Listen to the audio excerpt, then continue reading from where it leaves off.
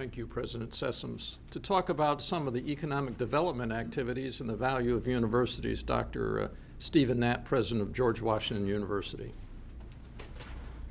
Thank you, President Childers, and once again, thank you, Barbara, for your hospitality and welcoming us to this wonderful new facility that you have and for your leadership in the city. I'd also like to thank my colleagues who've spoken already.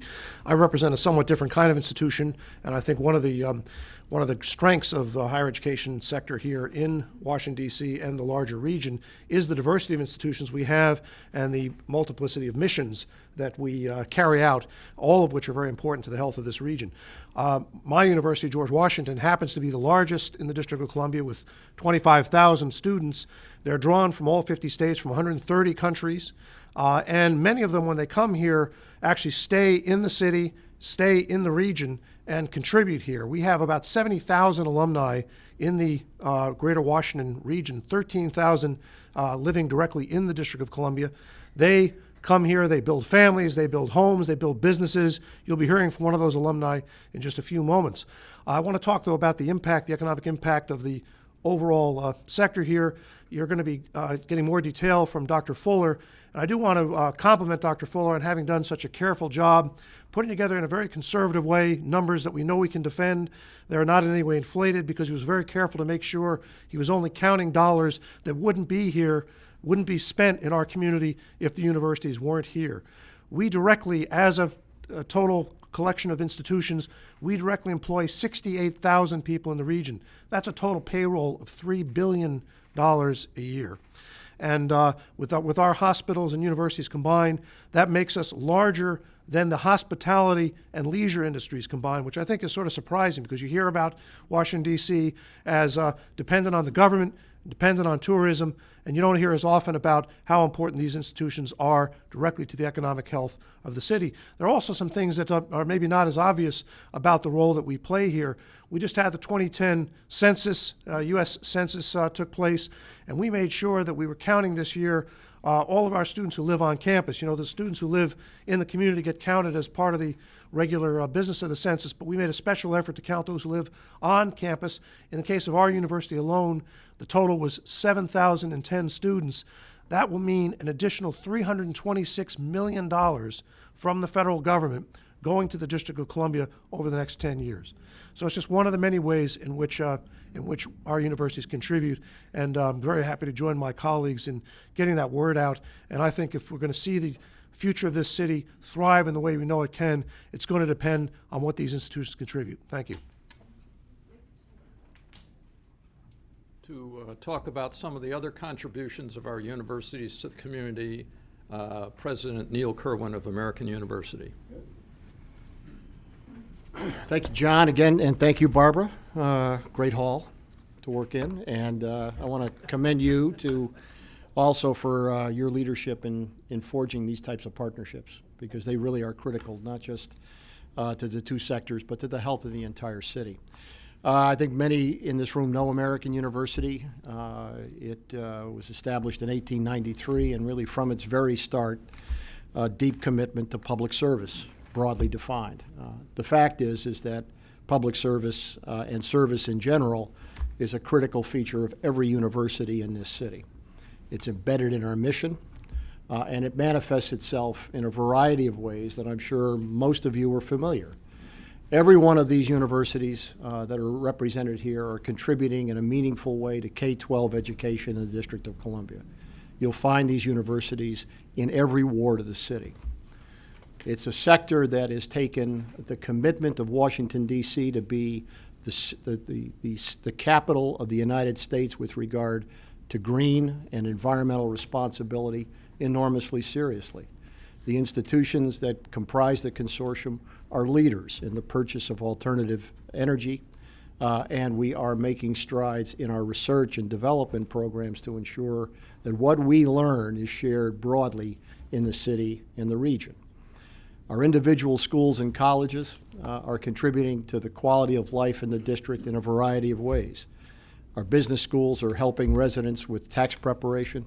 Our law schools are spending countless hours with residents, providing legal assistance and service.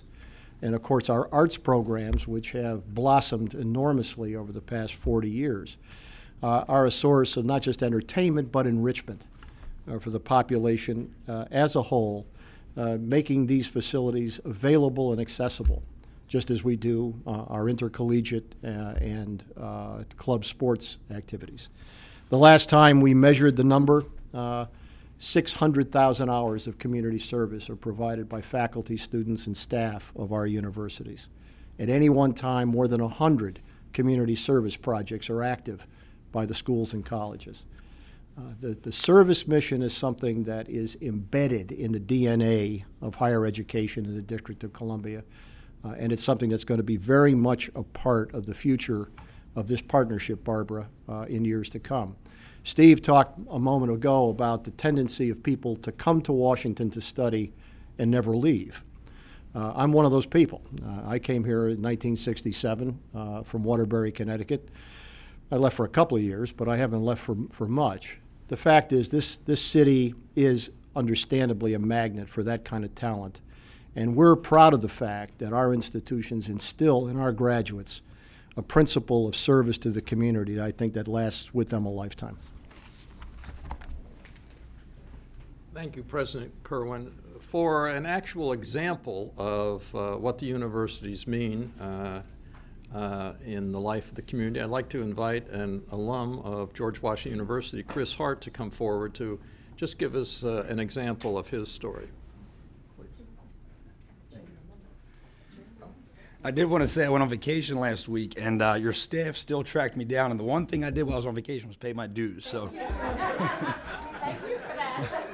So, we're paid. It's an honor and a humbling experience to be here, and especially to speak after these distinguished individuals.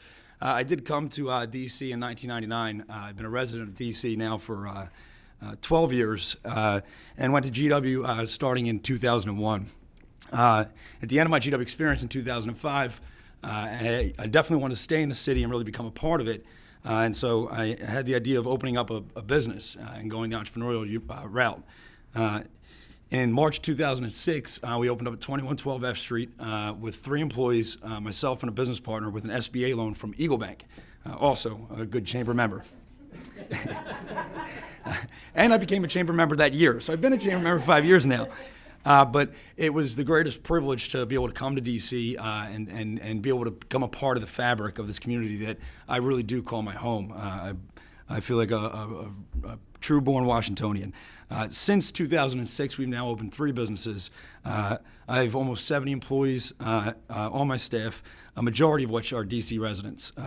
I've got to take a moment to thank my landlord, the George Washington University, who is the owner of the historic Foggy Bottom Grocery, which opened in 1946 and has been the second longest running business in the West End and Foggy Bottom.